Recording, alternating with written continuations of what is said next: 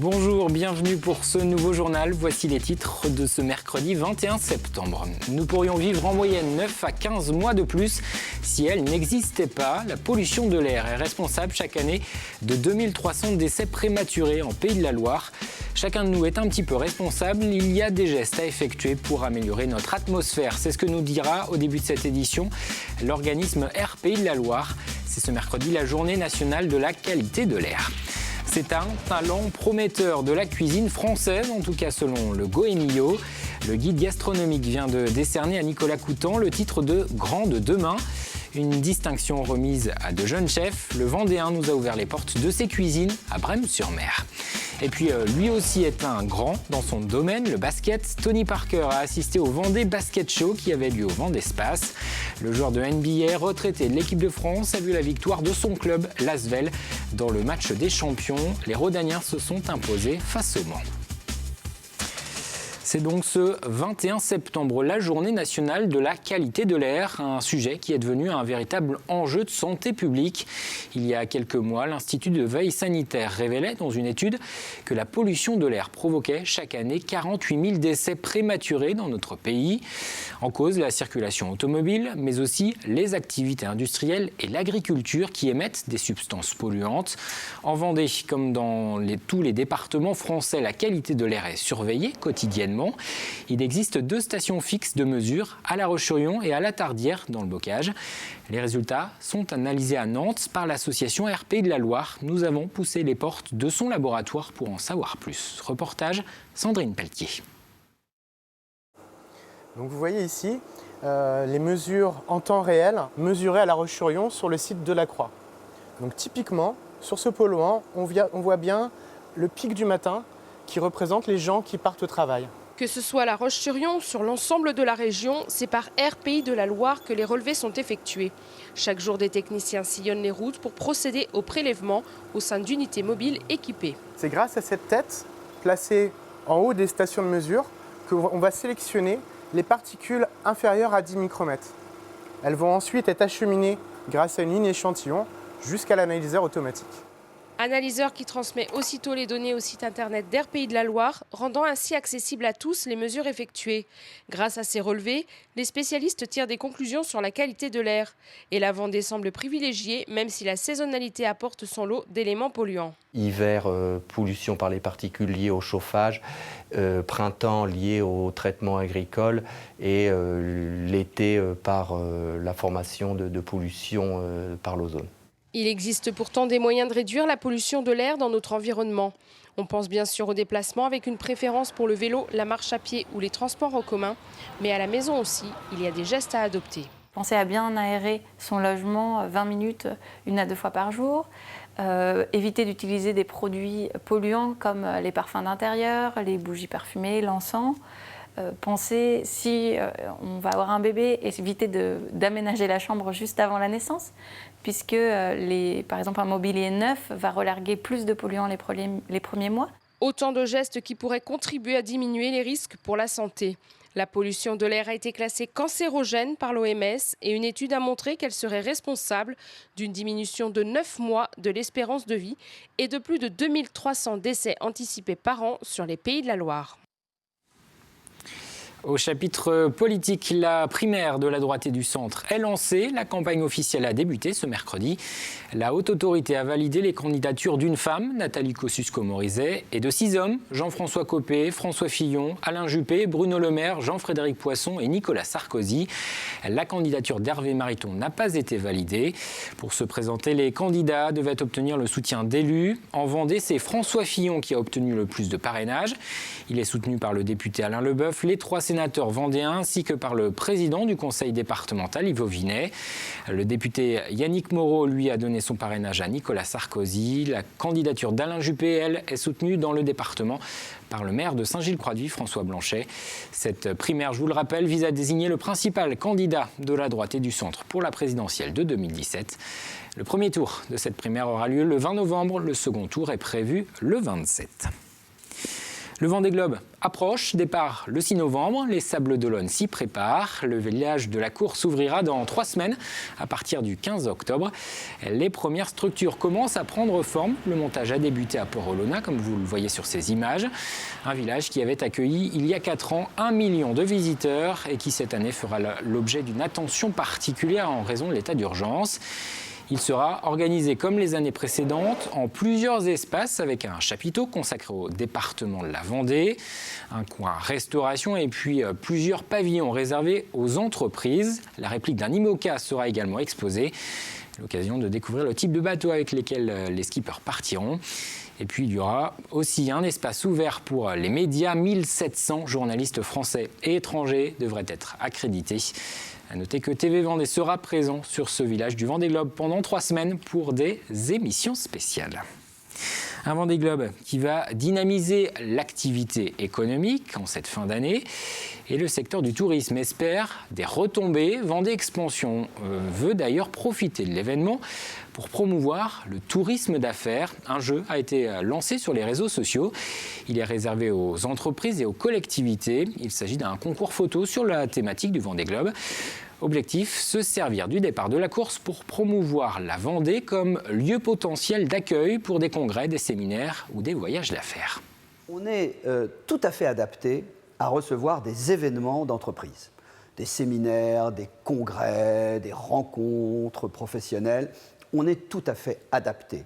On est facile d'accès. C'est un potentiel de chiffre d'affaires supplémentaire, bien souvent hors saison, donc on étend le temps d'activité de nos professionnels, ceux qui accueillent, ceux qui restaurent, ceux qui hébergent, ceux qui créent des animations. Voilà, on élargit leurs possibilités de développement de chiffre d'affaires. C'est l'un des éléments du patrimoine tricolore qui attire d'ailleurs les touristes étrangers dans notre pays. La cuisine française sera à l'honneur en fin de semaine. Pendant 3 jours, ce sera la fête de la gastronomie.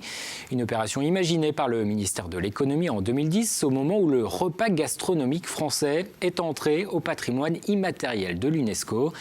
La cuisine, une tradition française qui peut compter sur de jeunes talents comme Nicolas Coutan. Le chef vendéen, passé par certaines maisons étoilées, a ouvert il y a 2 ans et demi un restaurant à Brême-sur-Mer. Il vient d'être désigné grand de demain par Goemio. Le guide lui avait déjà décerné le prix du jeune talent 2015. Alix Lano s'est allé retrouver Nicolas Coutan en cuisine. 9h du matin, on s'active déjà dans la cuisine déjeuner, le restaurant gastronomique de Nicolas Coutan. Une farce de champignons en fait, c'est pour accompagner en ce moment un merlan qu'on fait avec un mélange de blettes, tétragone et puis un jus au lard fumé. Après plusieurs inspections, en toute discrétion, le jeune chef de 36 ans vient de se voir remettre le prix prestigieux de grand de demain par le Goemio. Moi j'ai toujours vu ça avec des yeux de gamin en fait, c'est ça. Donc le fait qu'on me donne ce titre, on a été très très surpris puis très heureux. On se dit mais qui on est en fait et qu'est-ce qu'on a fait de plus que les autres. Après, je pense pas qu'il faut se poser trop de questions. Nous, on continue un petit peu ce qu'on a à faire. Alors l'équipe continue à être à l'écoute de la clientèle et de ses remarques, à travailler des produits de saison. Ici, le menu change tous les 15 jours environ. Pas question de se reposer sur ses lauriers. C'est léger, je pense. Ouais, tu pourras pousser. Pour faire ce métier, Nicolas travaille dur et a dû faire de nombreux sacrifices. Bien sûr qu'on sacrifie des choses au niveau de la vie de famille. C'est un métier qui est très très prenant. On vit pour la cuisine, on est en permanence dedans. Ça vaut le coup, ouais, bien entendu, ouais. Ouais, ça vaut le coup. Après certains événements qui nous arrivent par rapport au guide ou par rapport à des retours de clientèle, on se dit qu'on ne fait pas ça pour rien. J'annonce, il y a 2,40 avec 2 maquereaux, 2 cochons, un choco, une figue. Oui.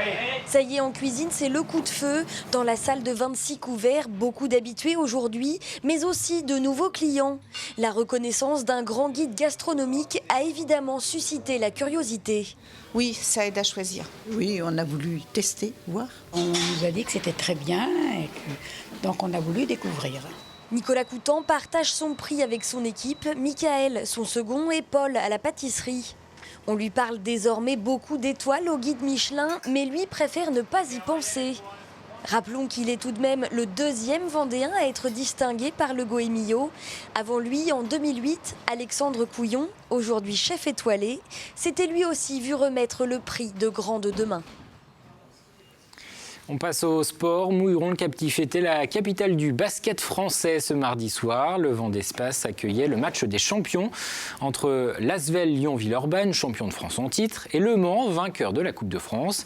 Ce sont les Rodaniens qui se sont imposés 75-71 sous les yeux du président du club, un certain Tony Parker. Le joueur de NBA, jeune retraité de l'équipe de France, avait fait en effet le déplacement en Vendée pour le plus grand bonheur de ses fans. Élodie Pépin. C'était un match sans grands enjeux, mais l'affiche en valait le détour. L'Asvel, champion de France, face au vainqueur de la Coupe de France Le Mans. Une rencontre de haut niveau, assez rare en Vendée, et qui a donc attiré de nombreux spectateurs. J'ai payé le prix quand même, parce que je trouve quand même que c'est un peu cher pour un match sans trop d'enjeux, ou pour des matchs sans trop d'enjeux. Mais bon, on a une salle super et avoir du basket, je viens toujours. Je suis venu avec mon fils qui fait du basket à Saint-Julien-des-Landes. Donc il est passionné de basket, donc pour lui faire plaisir, c'était son cadeau d'anniversaire. J'avais jamais vu un match au Vendespace et aussi dans d'autres stades. C'est vraiment trop bien. Mais la star du match hier soir n'était pas sur le terrain mais dans les gradins. Tony Parker, venu en tant que président de l'Asvel, a attiré les foules. Quelques heures plus tôt, il était en dédicace aux flâneries de La Roche-sur-Yon.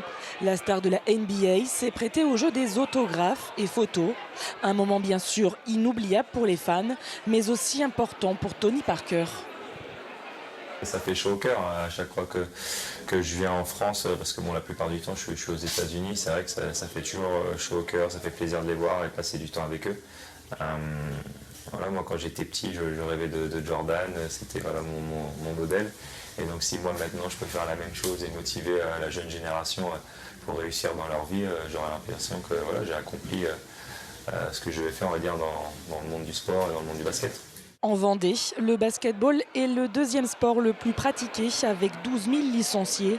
Grâce à la venue de Tony Parker et des matchs de haut niveau programmés comme hier au Vendespace, la Ligue a de quoi espérer encore gonfler les rangs. Et puis en cyclisme, on en sait un peu plus sur le 45e Tour de Vendée qui aura lieu le 2 octobre prochain. L'an dernier, c'est Christophe Laporte qui avait remporté l'épreuve. Cette année, il y aura 15 équipes au départ. Le Team Direct Énergie évidemment, mais aussi AG2R La Mondiale et FDJ. Il y aura également 4 formations espagnoles et belges. Le parcours de 203 km conduira cette année les coureurs vers La Châtaigneraie, Pouzauges, Les Herbiers ou encore Chantonnay, avant une boucle dans les rues de La Roche-sur-Yon. Un Tour de Vendée qui s'élancera de Fontenay-le-Comte. Écoutez le président du comité d'organisation. Il nous explique pourquoi la ville du Sud-Vendée a été choisie pour le départ. Ce qui est surtout intéressant, c'est de se retrouver ici à Fontenay-le-Comte, puisque ça fait plus de 20 ans que le Tour de Vendée n'avait pas fait escale à Fontenay. Donc c'est un réel plaisir et je sais que sur la ville de Fontenay, tout va être mis en œuvre pour que la fête soit complète, aussi bien pour les champions que pour le public qui viendra, je suis sûr, à les applaudir nombreux sur la place de Verdun, donc au départ. On reste dans l'univers des deux roues. Après le vélo, parlons de la bicyclette qui roule toute seule. Vous vous souvenez peut-être de ce slogan. Il date des années 50. Il résumait ce qu'était le Solex. Entre 1946 et 1988, il s'est vendu près de 7 millions d'exemplaires de ce cyclomoteur produit en France et qui a marqué de nombreuses générations. Jean-Jacques Lachambre fait partie des nostalgiques du Solex. Depuis une dizaine d'années, il rachète et remet en état ses deux roues. Il en possède aujourd'hui une quinzaine. Reportage, Cyril Guillet. Voilà, là il est bon. Là il tourne normalement. C'est dans son allée que Jean-Jacques Lachambre teste ses vélos Solex. Ici, un type S330 produit entre 1953 et 1955 qui tourne comme une horloge. Là il ne tire pas parce qu'il a besoin de gonfler, là il est plat. Jean-Jacques est aux petits soins avec ses Solex. Aujourd'hui, il possède l'ensemble des modèles de la marque sortis entre 1946 et 1975. Un véritable trésor pour les nostalgiques du temps où on prenait le temps. Déplacer en Solex pour aller au marché, pour faire les courses. Il y a les gens, Si on est dans les années 50, les gens n'avaient pas de voiture, très peu de voitures. C'était la charrette à cheval et le Solex dans les fermes, je parle en campagne. Longtemps appréciée par la jante féminine pour sa vitesse réduite, elles le délaisseront avec l'arrivée du casque obligatoire en 1972, ce dernier ne faisant pas bon ménage avec les permanentes. Le Solex, avec son entraînement à galets, a été vendu à plus de 9 millions d'exemplaires. Une véritable réussite commerciale, mais parmi ces modèles, certains sont moins connus que d'autres, comme ici le Micron. Le Micron, c'est un mini-scooter, on va dire. Je pense que l'idée, au départ, c'était ça, le constructeur. C'était d'innover aussi, donc il n'avait pas de pédale. Jean-Jacques est intarissable sur chaque modèle et chaque évolution apportée au fil des années sur ses deux roues. Le Solex est aujourd'hui comparable au vélo électrique, car même avec un moteur, il faut quand même pédaler. Et c'est aussi ça qu'il apprécie, un bonheur qu'il partage en famille. Souvent avec mes enfants, j'en prends pas 8, 10 Solex. Mes enfants viennent avec des amis, des copains, on fait des sorties. L'été souvent, je fais une dizaine de sorties par an, localement, quoi, entre amis, entre copains, et j'adore ça, quoi. Tous les autres ont tourné, là, il y en a une dizaine qui ont tourné, celui-là il n'a pas tourné de l'année. Oui. Régulièrement, il retrouve d'autres passionnés pour des randonnées, en vélo Solex bien entendu, et depuis 2009, il expose sa collection au public 2 à 3 fois par an. Pour terminer ce journal, la météo, le temps sera plutôt agréable ce jeudi avec un ciel voilé. Les températures sont stables, 11 à 14 dans la matinée, 19 à 23 au meilleur de la journée. Fanny Poirier vous en dit plus dans un instant, c'est la fin de cette édition. Merci de l'avoir suivi. Les programmes continuent sur TV Vendée. Dans la grande émission, il sera question ce jeudi de Mère Teresa, reconnue sainte catholique par le pape François. Adèle Fugère reçoit pour en parler Alexandre-Marie Robineau. Il est prêtre à Montaigu et la Bruffière. Il était au Vatican pour la canonisation. La grande émission, ce sera à partir de 18h05. Moi, j'aurai le plaisir de vous retrouver demain pour un nouveau journal.